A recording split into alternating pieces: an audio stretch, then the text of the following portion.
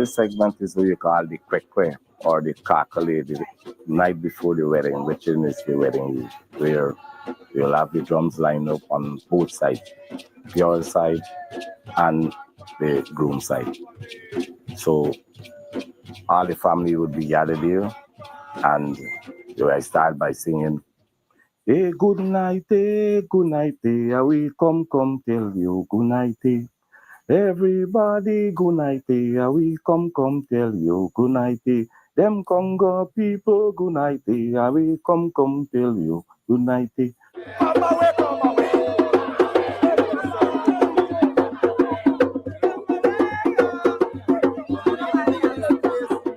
Whatever is the name of the girl, whichever side you're playing on, right? Whatever is the name of the girl or the groom, you will call out the name and say, well, like how my chest is like, my title is Chester, you say, "Them Chester boy, good night, I will come tell you good night."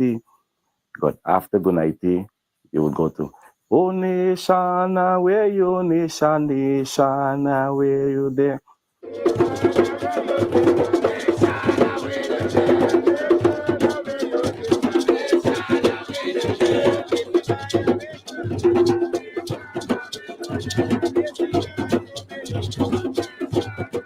Now, when you start singing the nation, that is when all the family would come together in the circle, dancing around in the circle, and join hands and they gyrate.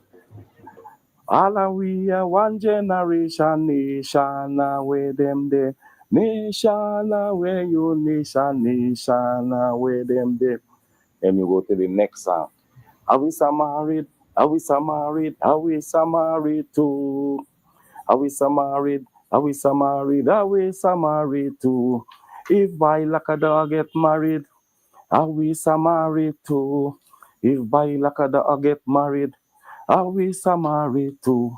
If he can married, me can married, are we some married too? If he can married, me can married, are we some married too? Then you go to the next one. Everything just come in a segment. Oh, tell my Ray, me go tell my Ray. Tell my Ray, me go tell my Ray, my Ray, my Ray, my Ray gone away. Me go tell my Ray, my Ray, my Ray, my Ray gone away. Me go tell my Ray. In other words, they're trying to say, well, you're married and you're going away from your parents' home. You understand? When you get songs, you can start bringing in like, "Oh, there's some colored girls in the ring."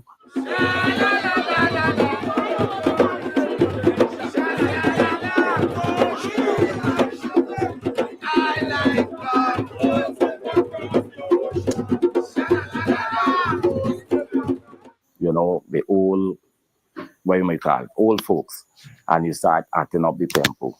But then, well, it's coming down to 11:30 minutes to 12, where is the time you have to, the groom have to go and visit the bride's house, because that's where the last session or segment will be. So at 12 o'clock, the groom is supposed to be over at the bride's house. So by then, when you form your entourage and so on, let's say, well, you're like 100 yards away. You come out your vehicle and you line up in wherever, get your palm and so on, and you start singing.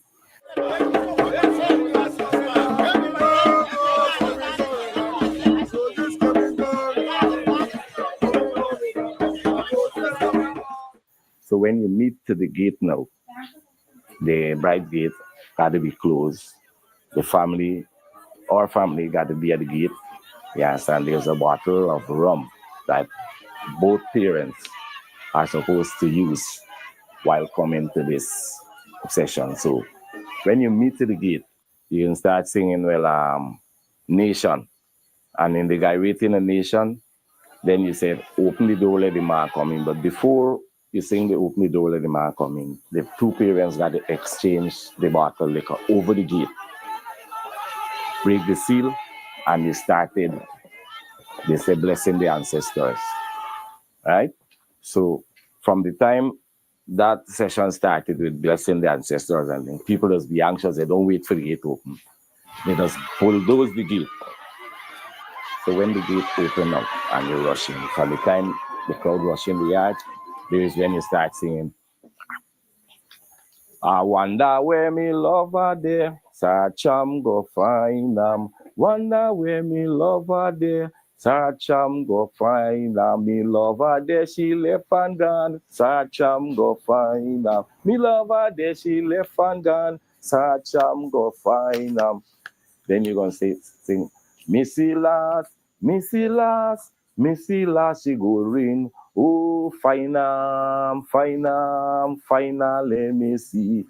Search upstairs, search downstairs, search inside the kitchen. Oh, final, let me see. Well, Missy Lass and the first one that I sang, those gonna go on for as long as the groom doesn't find the bride. So if you take half an hour to find her, there's the only two songs would be singing. Wonder Where Me Love Her There and Missy Lass. As soon as you can locate the bride, you're supposed to cover her with a white sheet, place her on a chair, and with friends and family, lift her bodily to the center of the ring. Then you put the bride and groom by themselves in the center of the circle. Now, when you tell the audience or the crowd, whatever you want to call them, you want no interruption, bride and groom alone. Is the two of them glorious morning, and the two of them must do what they have to do. So you form the circle around them, and you put the two of them in there, and then you say, show me your last wine before you lay down, show me your last wine before you lay down, show me your last wine. That's the two of them going to be whining there. Then you put you come out of Muma chamber, you go your own chamber. Come out of Muma chamber, you go your own chamber. Stop piss of Muma poo, you piss of your own poo. Stop wear CC dress, you go wear your own dress. Stop molest people, man. You get your own man, you know, and you keep gyrated. By then, you let the groom lead the circle with the wife in front, right? And you start singing, well, tonight or last night, give me a little bit more. Tonight or last night, give me a little bit more. Kwekwe is originally a culture of African people, and it contains lots of drumming, different type of drumming, because actually to every folk song, there's a rhythm of drums. There's a tempo of drums.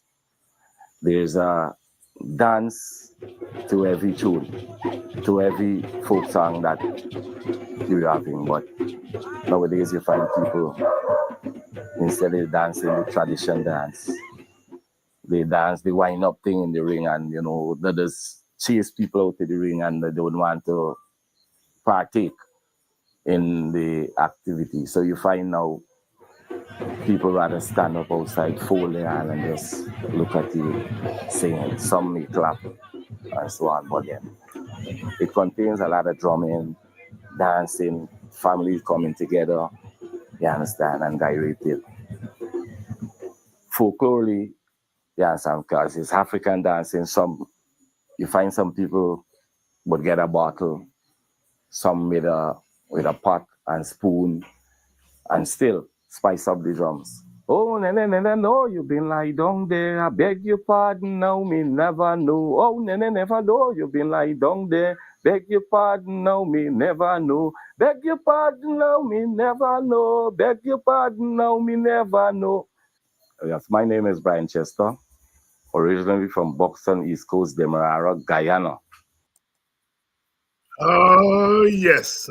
Good evening and welcome to Politics 101 on a Tuesday evening. Uh, Brian Chester, you all know a trainee, you know. He's one of my trainee. You know, the thing that's passed from generation to generation. When my generation took over Kwekwe in Buxton, in the 1970s. Then big man passed the thing on to we, little by as they say, you run with the thing. And we did it 1970s, part of the 1980s. And Brian used to be a little boy. Here he said them wine up, wine up. He used to want to come in the ring and wine up, and then I used to chase he. Come out to the ring, boy. And after time, he decided to study the thing. And, when we moved off the scene, he took over and he's still the top Kwekwe man. He is the longest reigning Kwekwe man in Buxton.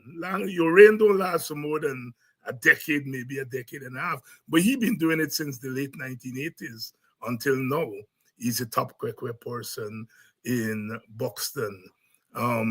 Yes, a little bit of Kwekwe education there. Kakale. Then by say Kokale. It's only Guyanese. Kakale is Kakale. You all know that Kwekwe thing, of course, it came from West Africa. They used to hold this calculating sometimes for a whole month before people get married and so on. And of course, in the early days in Guyana, they continue that pattern. Sometimes you would get the calculate going on for 2 weeks, 3 weeks before the wedding, and then eventually come down to the night before. But Guyana is the only place that thing survive in the diaspora, and the folklorists perhaps will have to study that because it's the only Kwekwe didn't survive in any of the other Caribbean countries in Black America, in Brazil, only in Guyana, only in Guyana, and that's quite interesting to find out what is it about Guyana that it was the only place that Kwekwe has survived to this day. In many respects, like the village movement, although after the end of slavery, people moved on to their own places, but the village movement, as we know it in Guyana, is unique to Guyana, some of you young scholars out there, it's something to work with. Welcome to Politics 101 on a Tuesday evening. It's the new year, but it's galloping. It's half of January gone, just like that. But it's an exciting year ahead of us. Well, exciting for those of us who study politics, look at political motions and so on. But for some people, it may not be as exciting as that. Because in countries like Guyana, elections come with a whole set of other things. And so this year promises to be quite a year in Guyana. Tonight, we have Dr. Henry Jeffrey here, and as usual, we're going to ask Dr. Jeffrey to deal with some related topics. And, we're going to be talking a little bit about what to expect this year. Budget is coming on Friday. I'm going to be read on Friday. Of course, we can anticipate what's going to be in the budget, but that doesn't mean that we can't talk about it. We want to start our conversation tonight with Jimmy Carter. Jimmy Carter, of course, passed away recently and was buried last weekend in Georgia. And of course, Jimmy Carter came to Guyana in the early 90s as Guyana was making a transition from the PNC rule to PPP rule. And some people say it was a transition from dictatorship to democracy. Whatever you want to call it, Jimmy Carter came to Guyana in the early 90s and remained, for the most part, engaged in Guyana for the next 2 decades. And then he left. He left Guyana, washed his hands. And as I said last week, he came ostensibly to end dictatorship. But 2 decades later, he left, basically saying that Guyana had become a dictatorship. And he pointed fingers at the PPP for its inability, refusal to engage the process to its logical conclusion. And while a set of people been writing, basically PPP sympathizers, but some well-meaning people about Carter's exploit, they talk about Carter in Guyana as if he came in 1992, bring back democracy to Guyana, according to them, and left. Never came back. He was engaged, and he left, basically pointing fingers at the PPP. And Dr. Jeffrey did a column on it. It's not surprising that he is singular in that regard. He was singular in terms of those who write in the public media, of looking at the totality of Carter's involvement in Guyana. And that is so important. We live in a world in which people rewrite history every day. And in Guyana, that's prevalent. In many regards, we have two histories. Often the history is told by the PPP and Indian Guyanese, and then the history by the PNC and African Guyanese. And then you may have an in-between history. So we want to start off tonight by talking about Jimmy Carter and Guyana. And Dr. Jeffrey, good evening. David, good evening to you and your audience. Happy New Year. Same to you, same to you.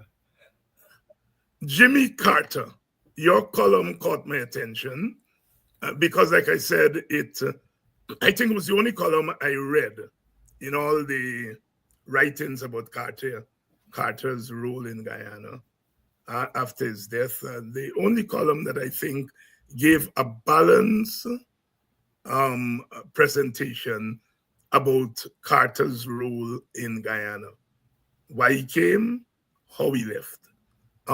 Talk us through that column, because, as I said, I think it is important because it speaks to an important aspect of our history. Note the nomenclature, the terminology. Carter came and restored democracy to Guyana. And you, I think, is our quote-unquote democracy expert. And if you flip the coin, you become our autocracy expert. Speak to us about Carter and democracy in Guyana. Thank you, David.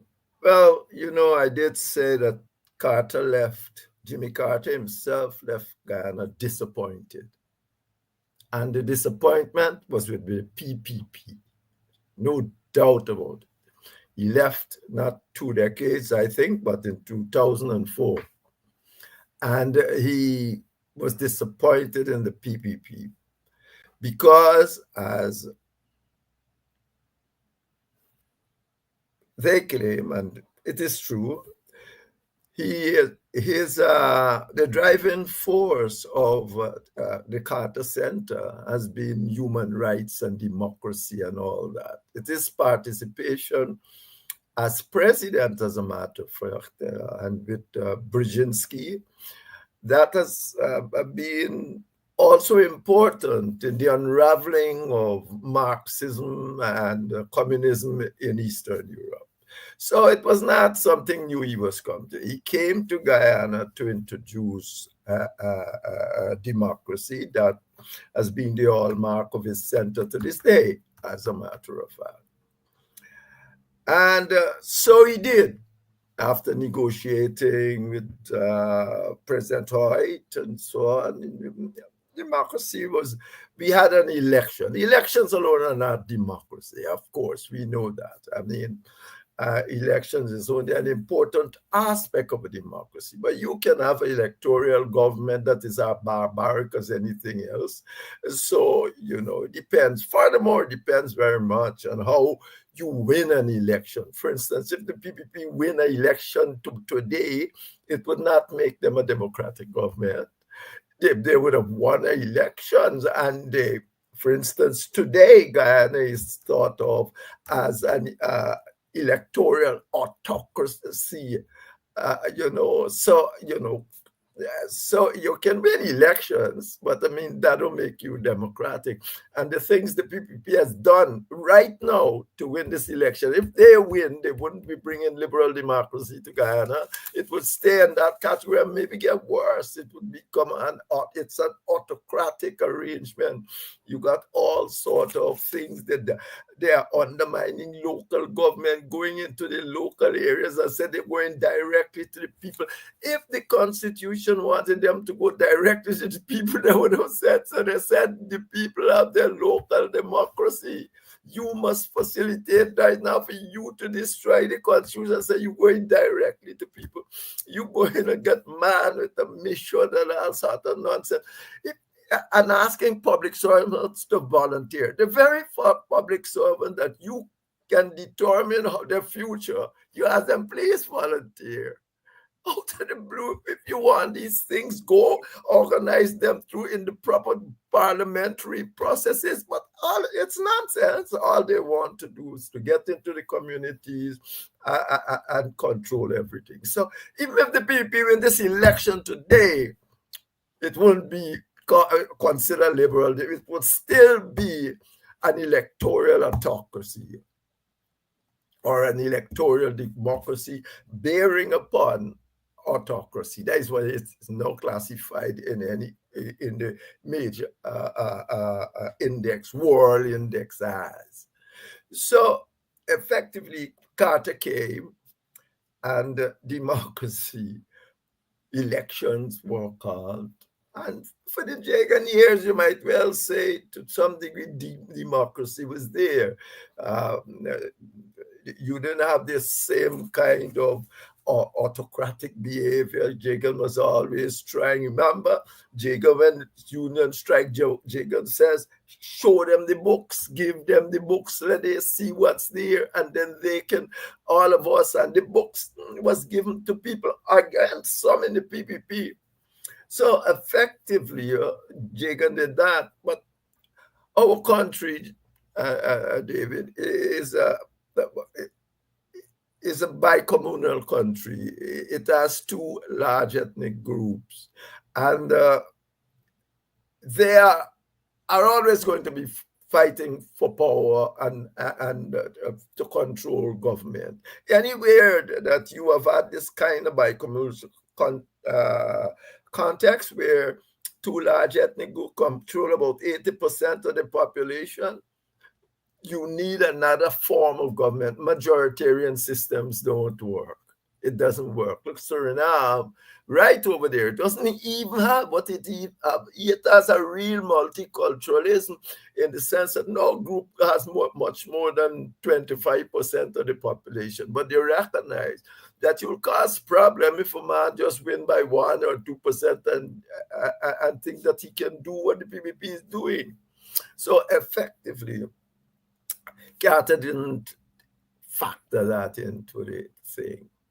And by 1997, the thing broke. It started before, but the entire thing started breaking up. And so Carter returned to Guyana, now being properly briefed and read up. He got a whole center of clever people and so on. He returned to Guyana and he says, look, let's have a national development strategy. And this system needs to change. To do almost what they did is in Suriname, the national development strategy, I believe, was essentially to provide space that all the groups can get together and say what they want for Guyana. It was not going to be like if you lose government today, all of the policies that you put in place change because you have a national development strategy that is effectively work. It's something like a social contract. The difference with a social contract, it is institutionalized. A social. I may speak on that later. Or thing I might write about this week. Social contract is institutionalized. And then he says, this winner take all thing would not work. It doesn't work nowhere, nowhere. So it's not going to work in Guyana. And so he tried, but in 2004, he decided that he's leaving and his center would not come back because he claims it is quite clear that the PPP will not be interested in sharing power with the other groups. It will not be implementing the national development strategy. It does not want, indeed, its object is essentially to use the winner-take-all system to govern Guyana and do what it is. So he said, I'm gone. He said, and he started by saying, I think first like that Jagdio is a capable leader and so on. But he said his party, you notice?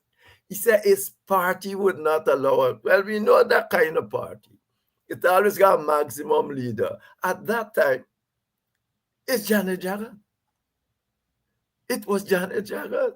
So when he said, deliberately said his party would not allow him to do the following. That's what he's saying. Janet Jagan will not allow that. And that's what you see. And that is a very important thing. After Janet Jagan got thrown out of power, she was never particularly liberal. But after she got out of power, she decided to become quite autocratic, and the PPP must stay in power and all that sort of nonsense and that. So essentially, that's what Carter was, I maybe told about himself, because he said, having spoken to Ibarra, I understand that his party would not allow him to think. Just like how he controlled the PPP now, hands down, she controlled it there, hands down. And it's the same process. You know, when they control it, they determine who to be president. Most of the PP people didn't want Jagdio. He ended up being president. In Jagdio's time, but presidency, people didn't want Donald. He ended up being president. Yeah. So it's not a democratic organization. They didn't want Orphan. He ended up being president. So it's not a democratic. PNC, as I said, is the most democratic organization in Guyana, and that's why they're facing what they're facing. So Carter left with his note. He says, indeed, he said, I'm disappointed because they will not do these kinds of things. Now, and he left, and I don't think he came back till 2015. When, and here's your people, you were there then, when your people put a whole lot of things in the manifesto, you were part of that. Oh, what you're not going to do, you're going to get rid of the plurality system. Great, because the plurality system is madness in a country like this. That you can get 20% of the vote in certain contexts and win the presidency. So, I mean, it's nonsense in this context. So they get rid of the plurality system. The prime ministership will go to the party that wins the second highest vote. Oh, well, Carter love all of that because he come back and he said, well, things going to happen now. And so Carter returned to Guyana. The Carter Center, I think he came too a little bit for short.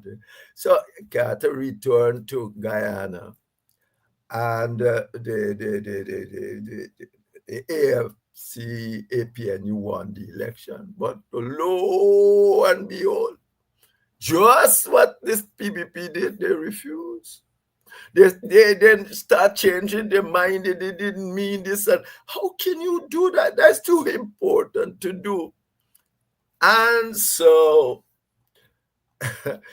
and so at the end of the day, they get overthrown because now nobody will leave them there in office. I am, in my view, because I hear this thing about America won.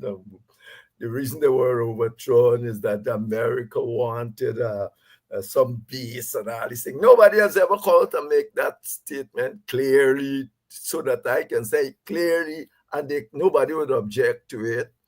So, and somebody should come out if there is the truth. America want a base, and you people are saying you were overthrown. You should come out and say clearly, America wanted a base. For me, what's that? America come out and say we didn't want no base. That is the problem there. And then, but when Carter left, after the whole problem and recount and all that, the Carter Center left, it put out a statement that tell you why they leave. This Center put out a statement. They said, it doesn't matter who win the elections, the winner take all system gotta go.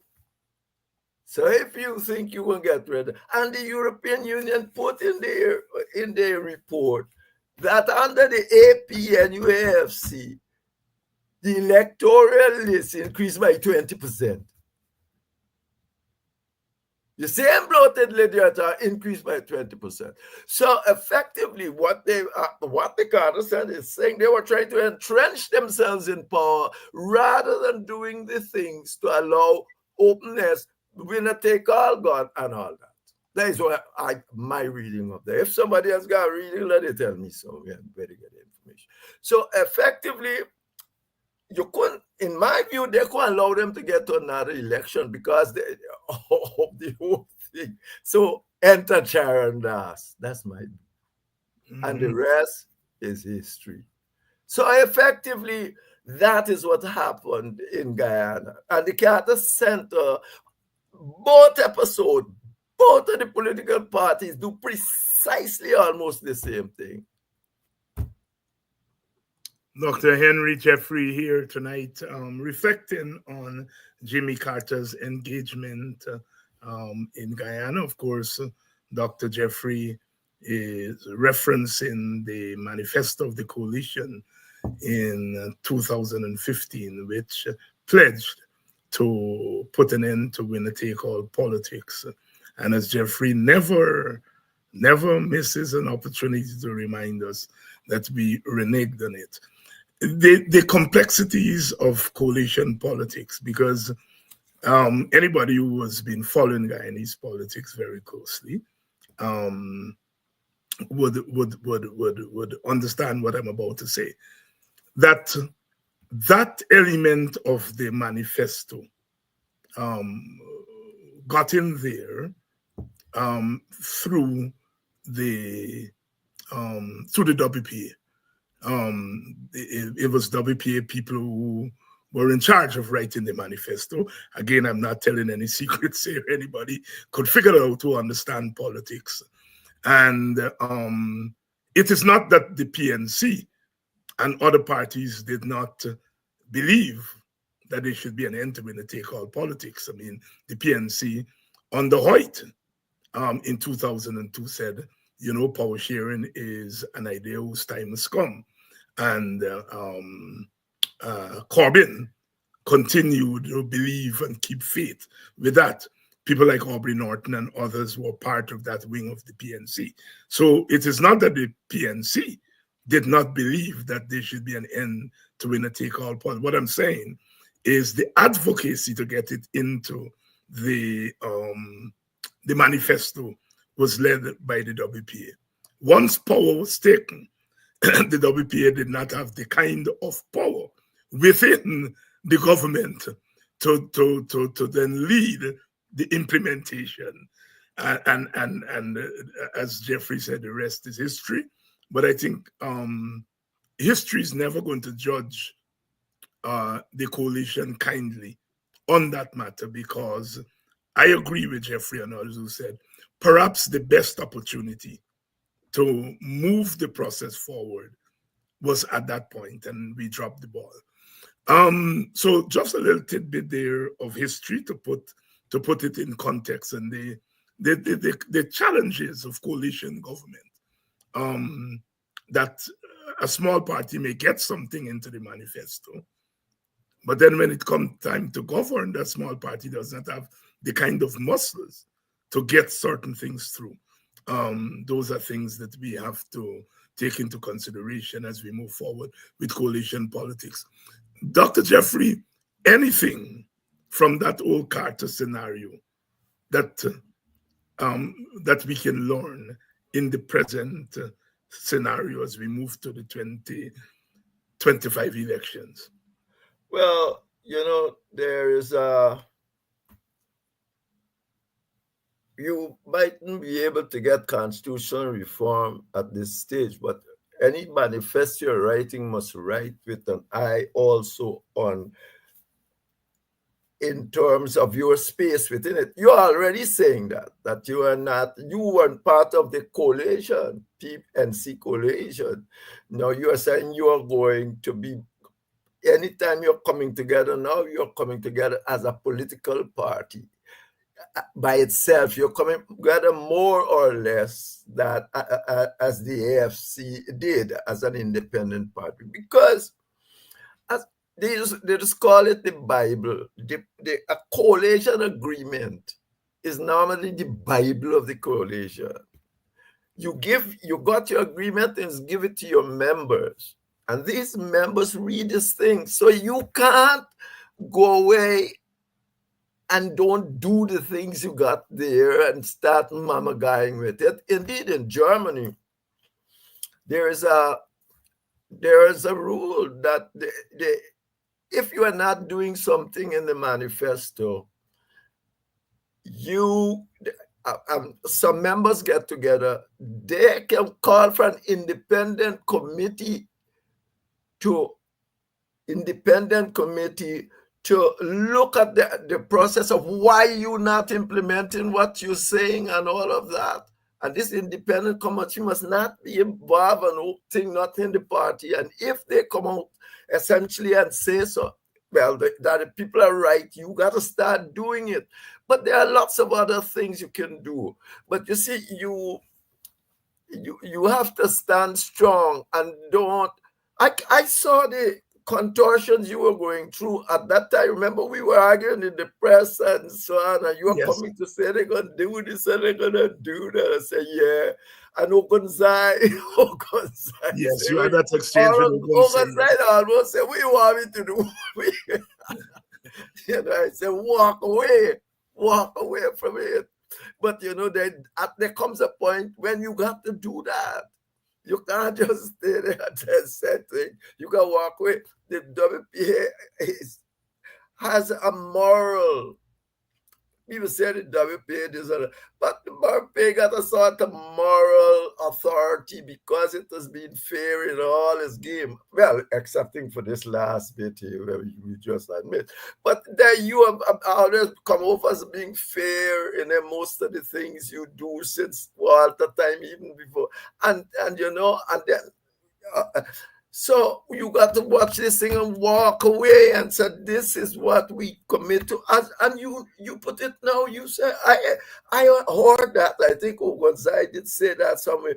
But you were saying this was my project. Essentially, we start putting there. But you see, as you rightly say, when people start getting power and thing and tell them walk away, they are just saying walk no. And particularly if they think they had set up things, so they're going to entrench themselves in government. So they even tell the AFC to walk. They were even the PNC, and you don't have to take a walk. So effectively, you have to do that. But I think I mentioned to you before this program started, I'm going to send you some notes. I'm going to send you, because we scarf. So I'm going to send you some notes on things that one can do to prevent that sort of thing, or to mitigate it's happening in some kind of a way. So yes, but there's no other way than that. And you got a moral authority to do that. That is what your party is. It's a minuscule party, but it got that intellectual and kind of moral thing to go forward, which wasn't helped by your last involvement in government. Dr. Henry Jeffrey. Dr. Jeffrey, I want you to address this question because Desiree saying, I just love how after criticizing the PPP, the next step is to say both PPP and PNC are guilty of whatever is being discussed. Laugh out loud. At one level, one may be tempted to dismiss this observation, but I think it speaks to the complexity of our situation. I mean, you did say in your preface here tonight that the PNC is the most democratic party. Yeah. So there's not an hostility to the PNC. But of course, when we are dealing with these matters, the two parties, the PPP and the PNC, have been the ones who have dominated power. And so one invariably goes in this direction. But some people are a little bit uncomfortable with it because it seems as though whenever we do that, we are basically, as we would say in Guyana, lumping the PNC with the PPP. Your thoughts on this observation? Well, obviously, I can't be lumping the PPP. Well, to say, so what is it I'm supposed to do? Not say that this event occurred? If you had a child going to school, that's what you will tell them, because it would look like if you're coming equal. Don't say that this occurred, to try to give it a different spin. It can't be given a different spin. It's there. It's clear in history. We have got to learn that the system that we live in demands at this stage that we speak the truth. You can't get to a proper end if you don't know what the problems are. You must tell the truth here. But I would never. The PPP, since it came back to government and effective, there's been nothing as bad as them in Guyana's history. Nothing.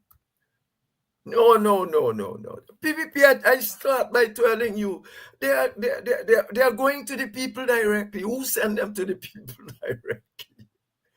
Take a man, I said, man in a mission. Man in a mission, big under, oh, you got volunteer, but I'm your boss, volunteer. Please volunteer. I mean, you can mess up my whole career. I ain't gonna volunteer. You want these things that must go through the political process. You have budget coming. And I think you mentioned it. You got budget coming. International best practice says that budgeting must take at least 3 months, where you discuss all these things. In Parliament, 3 months at least. Suriname said it must take at least. In the, how much days we got? 50? 14 days left in Guyana. And the budget, I don't know. When you said you could tell about the budget, I said all you gonna get is what the PPP want, because that is the nature of the system that you have in place, and if nobody has the interest of expanding. It's not a Chedi Jagan.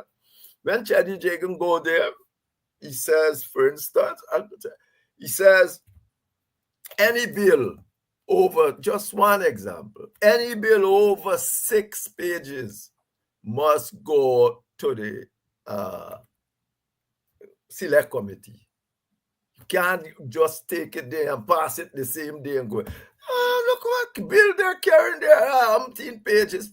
If I said the PNC do the same thing, would I shouldn't say that.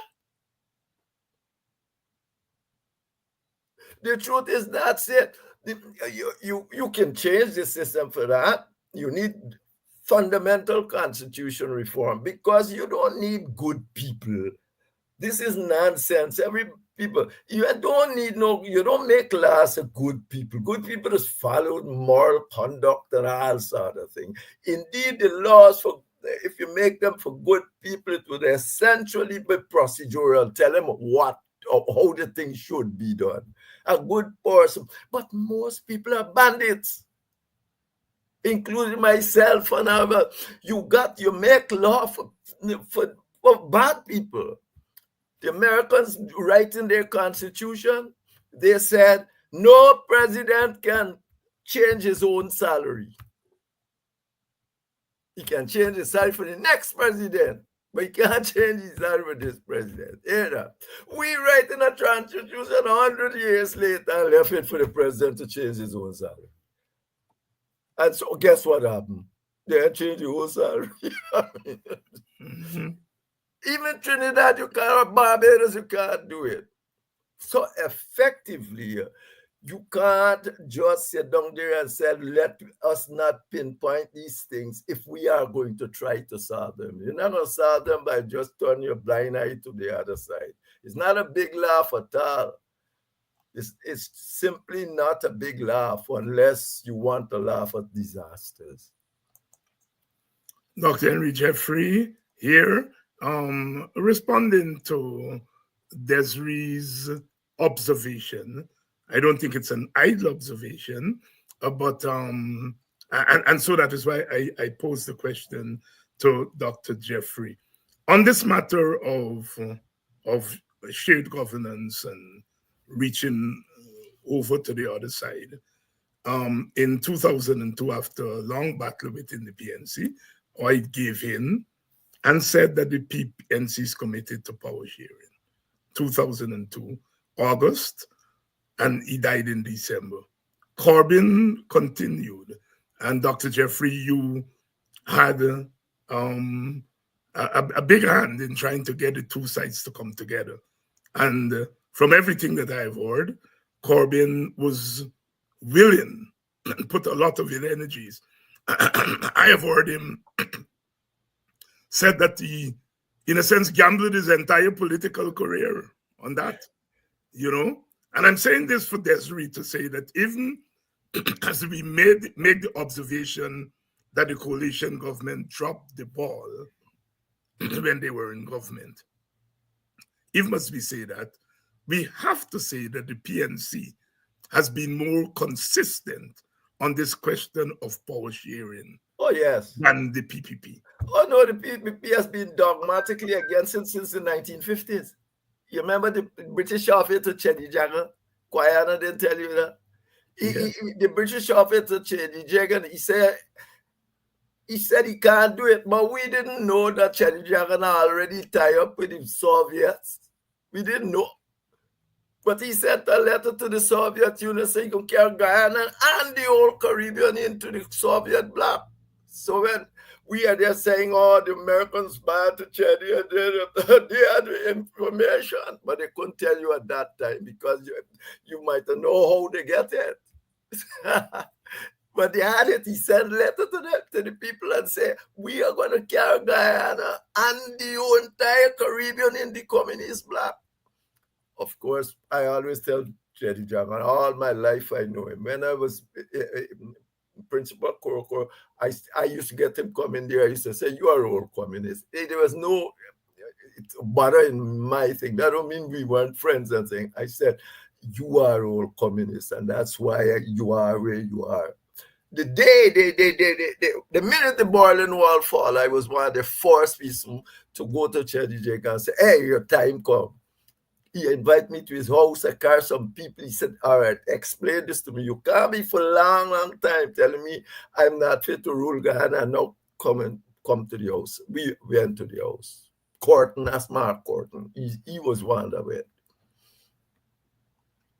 So, I mean, but then we didn't understand the underlying dynamics of this kind of bicommunal society. Once you're there, then you start saying this bicommunal society is some is something different. You gotta do different things. It's no use you try to work a majoritarian system like the British. Even the British now, you realize, want a written constitution since Boris Johnson. Because the situation of the plurality has got much more, and people talk about ethnicity and ethnic this and migrants and so on. They said, let's have a written constitution about what government can do. They don't have one. They don't have one. Dr. Jeffrey, look, your friend, Ralph Ramkaran, made an interesting observation in his column this weekend. He said that the PPP's notion of a coalition was their relationship with the civic. But he went on to say that the PPP never wanted the civic to organize in a structured way because they fear that the civic would become very powerful. And he said as a result of that, they after the 97 election, the civic fizzled out. The civic was not an organized group, and the PPP opposed it having a formal structure for fear that it might become a powerful pressure group. The PPP not only didn't want it, the PPP did everything possible to destroy it. Everything, because we meet at times to do just that. But next thing you hear, somebody gotta tell the PPP this up on that up on. We meet at once all weekend. We meet at Vic Kinsonali to do just that, folks. But obviously the PPP thought, well, if you allow them to organize, you're gonna have problems. And remember, this is happening all under Janet Jagan, and she's a full-time dictator. She come from the Communist Manifesto mold. So that's where most people from Guyana got their Marxism from. I consider myself somewhat of a Marxist, but not those that come from the Communist Manifesto of 90, but those who come from 80. No, they actually believe that Marx's thing was to save the working classes. Quite not the contrary, because working classes as part of humanity. Marxists, you really want to know what Marx wants, you gotta go read 1844. It's always manuscripts. Manuscript. That is always my favorite Marxist text. You got to go there and read that. Lenin couldn't read it because it wasn't published in his time. So he started messing around with a utopian socialist style, Chornyshovsky. I think who wrote a book called What Is to Be Done. He even named a book after the man. What is to be done? And the man was a utopian socialist like Robert Owen and all that. So when Bonham go with the cooperative socialism and they start saying, oh, he's a utopian socialist, Robert Owen, Charles Fourier, and that sort of people. That's precisely what Lenin was. He was a utopian socialist of the worst kind. He actually believed he could make a new man. Over time, you're going to get a new man. A new socialist man. Anyway. Yeah. You know, Jeffrey, I as you know, grew up in the WP, and I always hear Clive Thomas and them. I can't remember Rodney, but certainly Clive Thomas and the others saying, look, we are Marxists and so on. But we are not about building socialism in Guyana. It's difficult in a place like Guyana. And I grew up hearing them saying that. And it was novel to me because my thing is that if you are Marxists, and some of them were Marxist-Leninists, you want to build socialism. But here these chaps were saying, realistically, it's hard to build socialism in Guyana. And so, therefore, that is not what they were up to. And And it took me a long time to understand the nuance of that situation.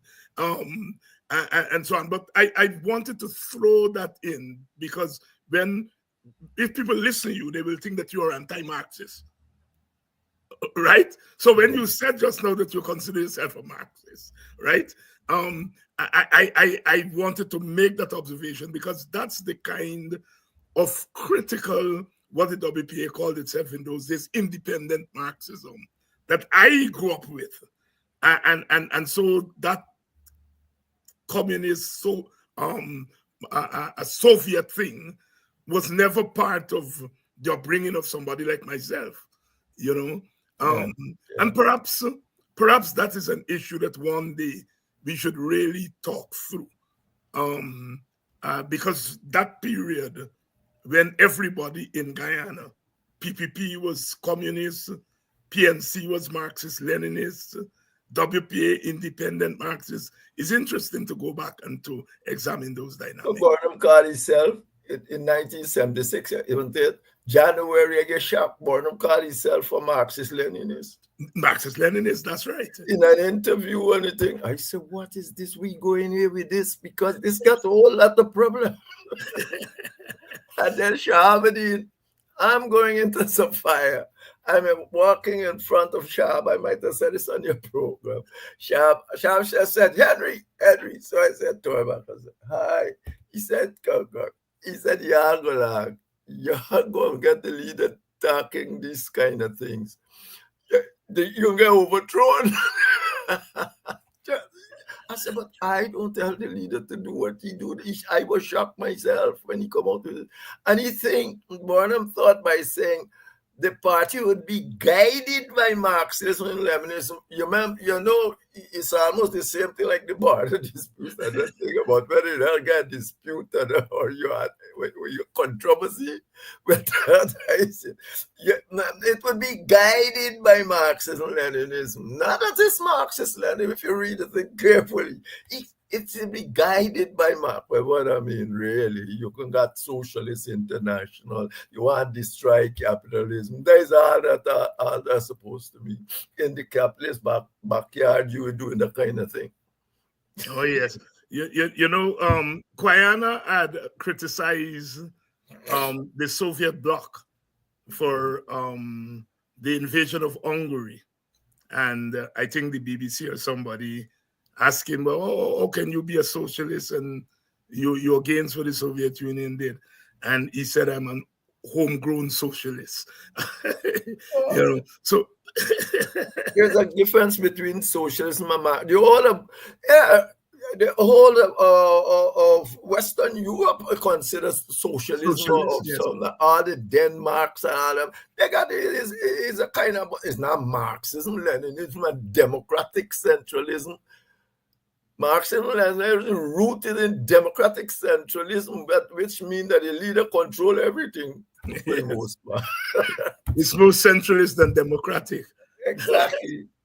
Jeffrey, your column this past Sunday was a response to a letter written by Dr. Stanley Paul on the renegotiation of the contract, in which he says, you know, it demands a measured and deeply introspective response, one rooted in historical law awareness, legal pragmatism, and economic foresight.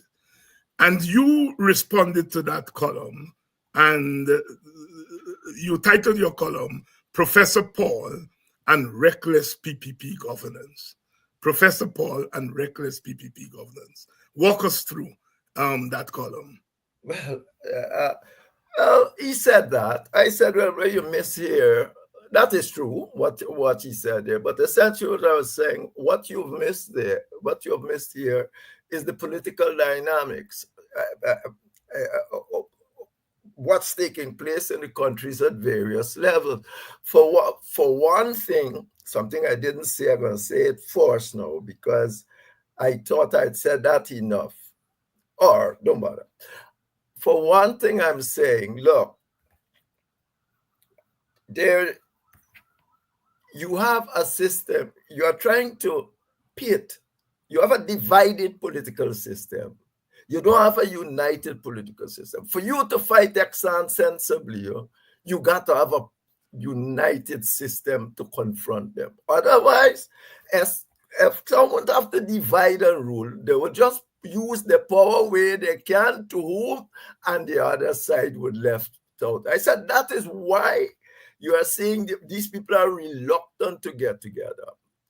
I should have said also that what should really happen is if you want to confront Exxon and stay in this sort of PPP, PNC divide, agree to conglomerate and determine that you're going to fight Exxon together. And you can't do it independently, and they're not going to do it independently. So effectively, that is what I am saying. I was saying, you have to take the part. The first thing you got to deal with in Ghana is governance. You got to have a united government to confront Exxon. If you don't get it, no individual party running that going again by themselves and say they are going to go with Exxon or against Exxon. But more than that, our divide is so much based on race. I didn't say that again, but because I've said that umpteen times before, that I bet you that once the PNC, if the PPP loses, it's the PNC there, they will, I want to say one, you can get one vote, PPP person voting because PPP don't want to negotiate. You will not happen. They wouldn't lose any votes for not, significant vote for not going to Exxon, because if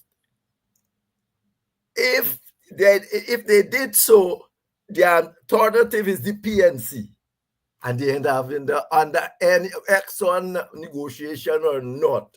They not want that. Most of the PPP people don't want the PNC in government, and that's what they see. And they are not, it doesn't matter. Well, Barrett said during the teachers' strike, didn't he? Yes. You remember when they strike? He said, yeah, they think, but when they think this thing independent, but when election time comes, they won't vote for it. Simple. You're right. Yes. Yeah. Desiree, you're giving us a lot of work tonight, and I got my glasses. Yeah. Desiree is saying, in a nutshell, what's the difference between socialism and Marxism? I thought the government of Guyana under Burnham was based on socialism. And, this is going to take a whole program and probably 2 or 3, right? And that is why it's you I had in mind, of course, others, but since you're very much part of the conversation here tonight, when I said to Jeffrey that, at some point we need to go back to that period, the 1970s, 80s, and our socialist, Marxist, communist kind of thing, probably unique in the world, where the 3 major parties at the time were all some variation of socialism. And we need to go back and teach that period. We can't do it tonight, partly because I teach today, so my brain tired. But partly because it will take about 3 or 4 programs. But in a nutshell, yes, Marxism want the destruction of capitalism. Let me put it there. They want the destruction of capitalism. Marxism, Leninism want the destruction of capitalism. Socialism can work within the capitalist system, have workers' rights and all that sort of thing, social welfare programs and all of that. That thing. Marxism, Leninism seek the destruction of capitalism, which is 2 different things. Which is 2 different things. We hope we touch a little bit there in a nutshell, but it's the kind of question that we will have to go a little bit further than the nutshell. Dr. Jeffrey, you hinted at the budget, Yes. um, which is going to be read on on um, on Friday, and I always wonder. I think it was Clive Thomas who said they should get rid of reading that budget, going to Parliament and read the budget. They should just make the budget available to people long in advance, discuss the budget before quote unquote budget days. There'll be no need then to go and read a long thing for 5, 6 hours where people knocking the desk and going on bad and so on.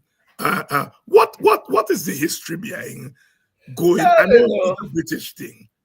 It's a British thing and it's a tradition. And it's a tradition all over the world. That must be the only thing that one of the few things, well, everybody said they got parliament, but one of the few things that everybody do that the British had. I mean, and it's for the government elite also to say, these are the things we are doing. They're not the problem. The problem is how you get there. As I said, best practices say that when you even finish it at the parliamentary stage, you must take 3 months. You must start discussing it with everybody, give answers to every Suriname got all we do, the same budget. The PVP bring in it's the same budget leaving. Similar. Not even similar. Because not any significant changes made into the budget. They are taking the budget, they're giving you a couple of days to look at it, you come back, they go to committee stage, everybody must be got an hour or so at committee. And it's billions you're spending. You are supposed to have people to sit down back now, look back, have committees and things that people can go to and all that sort of thing. Yes, I can see like that reading things a waste of time, but it's part of the show, the theater of it all. But the important part is for people to be able to change the budget. Guyana, you remember, I think was Carl Singh. It went to court, and Carl Singh who said you can't change the budget, or Chang Yun. One of them said you can't change the budget or something unless it's this and that and that. But people should be able to change the budget. What is the point of doing that anyway? Everybody goes there. The Minister of Finance reads his budget. The next thing you know, the budget he read is coming out of there like 99.9% every time. Now one time. So you're going to waste for almost 15 days. It's a waste of time. And what you asked me what I think I will see in the budget, just what we're seeing no. PVP gonna starve the public service. Well, he already done, so they give them 8%. And they're now giving them 8% from January. But they're going to give them in December, by which time it only worth 5%. No. So, but apart from that, and they're going to take all the money and put in capital works. They're going to their supporters. Essentially, their supporters, as President Ali says, we have been tremendously good to the private sector. So you can say that again because you rob the public servants. So, so effectively, they want to buy votes by showing you, dazzling you with buildings and all sort of thing. I asked a contractor, one of their new bone company, I said, how long the road you finish, how long you think it's going to last? He said, maybe till the end of next year.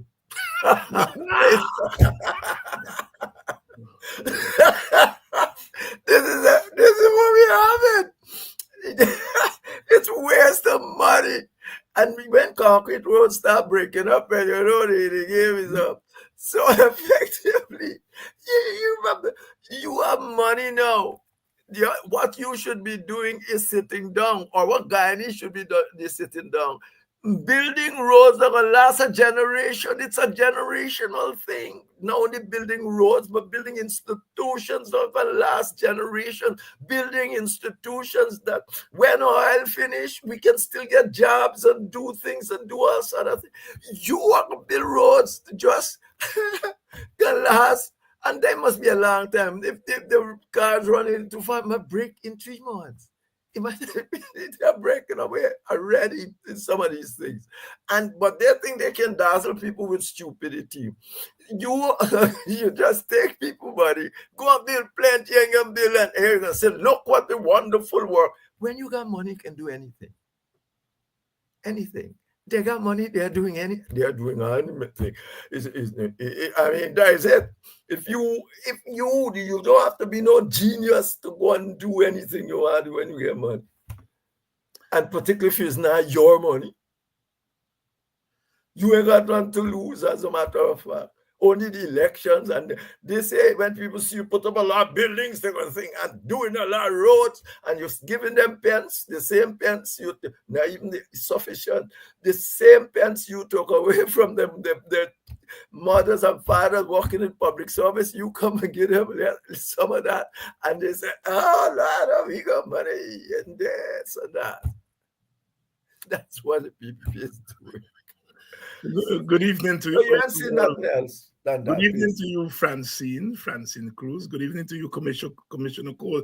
I haven't seen you for a little while, Commissioner. It's good to see you back and participating as usual. Dr. Jeffrey, if we can pivot a little, Maduro over there has announced that there'll be elections in Essequibo. And the Guyana government says it's a violation of the Argyle Agreement. And others are saying that too. I don't want to say what I want to say because I can't say it on air. But we talked about the Argyle Agreement here when they came out with it. Are you surprised that Venezuela continues to undermine the Argyle Agreement? If Maduro had won this election straight, maybe that wouldn't happen. But once he's under pressure, this would continue. I mean, Argyle was just somebody, I don't know, it was nonsense. But the point is,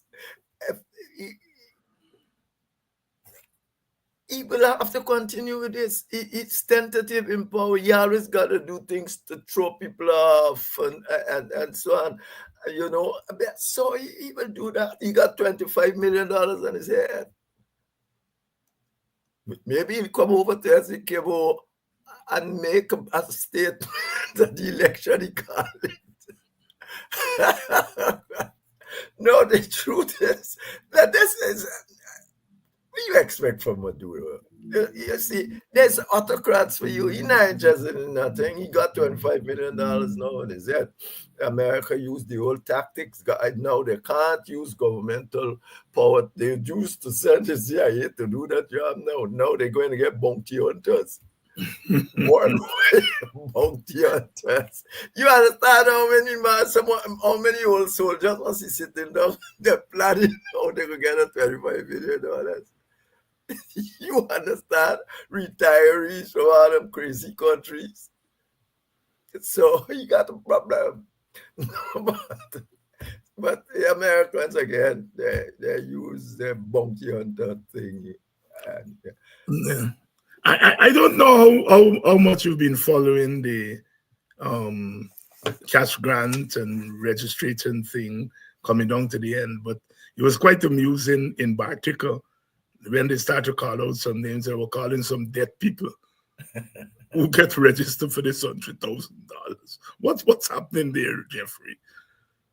Obviously, it was one of them things they're forced to do. They were forced to do it because people started realizing that ordinary people were under pressure. They never were going to do it. But I see you take up the thing of the universal basic income. which is Yes. as simple and more. I see Nigel said today, give workers more this, but you're already giving people that work. You only dealing with those that work. You might be able to make the rich richer because they already got. Well, what happened to the people that don't work? Yeah. And that is why universal basic income covers everybody here. They said no. What should be in your mind? No Guyanese should go to bed in the night without some proper coverage and food, with food, shelter, and that sort of thing. And that is what you should work. No Guyanese. None. And that's the first thing you should be working at. So make sure everybody get a basic United Nations. You sign to it, for God's sake. You sign to it, say we're gonna do it. Why this little souvenirs? And there will be more cash grants. So PPP believe people foolish. So people will start jumping up and say, look, government. And they put it on the radio. And the government is good to be giving us this. Government good to be giving you what? The government good for give you nothing. The government does not work this out properly so that every guy is, particularly those most needy, are look after.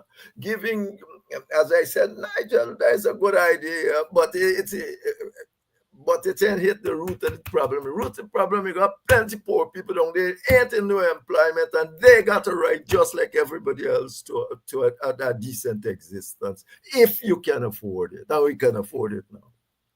Dr. Henry Jeffrey there plug in the universal basic income, and it's a very important observation that he's making. That when we talk about wages, we're talking about workers, and that is standard, and we must continue to fight for better wages. But in addition to that, the universal basic income is really about people who are workers and also who are not working, and is as important in our context as the question of wages and salary. Dr. Jeffrey, I don't know if well, you just been BV a lot. I don't know if the president meet BV yet, but he's making the tour. No, you went to BV. About went to BV. Yes, a couple of weeks ago, and I noticed Orphan making the swing through Melanie and Buxton, and he promising things. There's something that tells me this latest breeze through African villages. They put in some Indian communities to make it look as though but it seems as though the focus is in African communities. It seems to me this latest thing is a reaction to something that is becoming. The reaction is that the PPP, as everybody has told them, from the American government, the Biden one, and that thing, the one that the USAID did, the thing on Guyana, was started under Trump. So in that, Biden says that the system got to change. You can't. They're trying now to say, we're going to win Africa and show you that we can run the system. It doesn't need to change because we got African support. But they've already lost that argument. We got 40,000 African vote for them. They have lost that argument because of how they get them. Democracy is not about buying votes. If you pay people sufficient, they might vote for you, but that's not what is in the point of democracy, is that people must be independently making their own minds. So they believe now, somebody must see that, if we go and be sure that we get, say, a couple thousand African votes, we can say we don't need no inclusive government. That is it. And the election is coming. And so they're going to run through all them African vision, give them a road to build or some grass to cut, and then say, they're going to vote for us. And they're telling people, but look, I grew up in people buying votes, So don't think the PPP is saying anything new. Since the 50s, they're buying votes and things. My mother get. I think I told you that on this program. My mother, I got a sewing machine from one of them whites or something. He was running for parliament, and he come and give her. But my mother never went to vote for him. My mother used to say, "Take it, I take it." Yes, but who voted for them? I voted for PPP. And that was the days when the PPP was together. I voted for PPP, take the thing. But this lot now come in and tell people, oh, we will know how you vote. Well, I wonder how they're going to know that. Even if they do it, that's their business. We can know how you vote. We are giving you things to vote for us. And if you don't vote for us, we know you're going to vote. Dr. Henry Jeffrey here tonight, or his first program for the new year, and as usual, weighing in on some of the central issues of our time. Like I said, this year is going to be quite a year in Guyanese politics. Jeffrey, one thing before you go. Finally, Calvin Brutus came out and said he's taking the PPP to court. In fact, he's taking them to court for discrimination, racial discrimination. And he revealed that the leaders went to the police force and said they want the police force to look like Guyana. Talk to me. But the PPP always been saying that. That's not news. but PPP always been saying that they wanted to look like Guyana. They had said that to the commissioner Granger was on when they yes. Yeah, they said that Burnham they set up a commission since the 60s. Since the 60s. So they always being saying they wanted to look like Guyana. So that they ain't bother me. The question is how you going to get it to look like Guyana. It's not wanted it. Everybody tried. They tried to make Indians and things come into the police force. But those things, if you bring a man now, he can't take over another man's job tomorrow. You got process. And once again, the PPP intent and what Brutus really saying on what he should have. These people are destroying the protest to put their own people. But everybody in Ghana knows that. That's why I tell you, they cannot win no election in any sort of democratic way. That's all Brutus is saying. Oh, they must say, oh, he's only talking now because he gets cash. Well, at least he's talking. Right. Prove him wrong. You can do both things. You can cut them up and say, you only talking now because you and them fall out. But at the same time, you gotta say, right what he's saying, or you wrong what he's saying. Dr. Henry Jeffrey, we'll have to leave it there tonight. Of course, you're going to be back in a couple of weeks, and I'm sure there will be lots to talk about when we get together. Don't forget to send me those notes. Yeah. Don't forget to send me those notes. Thank you very much, my brother. And again, you have brought to you and your audience. Some clarity and some perspective to the conversation here tonight. And to you, the audience, as usual, thank you all so much. Thank you all so much for staying with the program. And we are finishing our fourth year on this program. We started early to 2021. So we are finishing 4 years, and we could not have done it without you in the audience. Thank you all so much. Tomorrow night, GHK Lal is going to be here. And of course, we can expect some very interesting perspectives from GHK Lal. Until then, I will see you all. I have one or two people to thank who've made their contributions. I don't have the name in front of me, but tomorrow night, I am going to make sure I have the names of people so that I can thank you for your contributions. Tomorrow night, we'll be right back.